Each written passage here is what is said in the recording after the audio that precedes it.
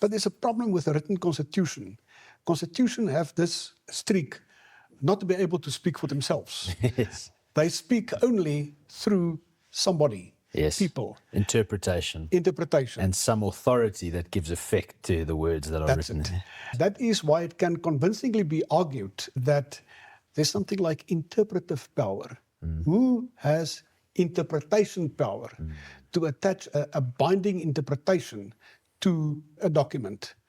Now, let's not go into that now in detail. What I can say is this, and South Africa can be used as a good example. Institutions, the bodies that have interpretation power to tell you what the Constitution says, are perfectly in step with the dominating powers within a particular state. For example, the South African Constitutional Court and the Supreme Court of Appeal would, for example, now and then go against the fundamental policy of the African National Congress.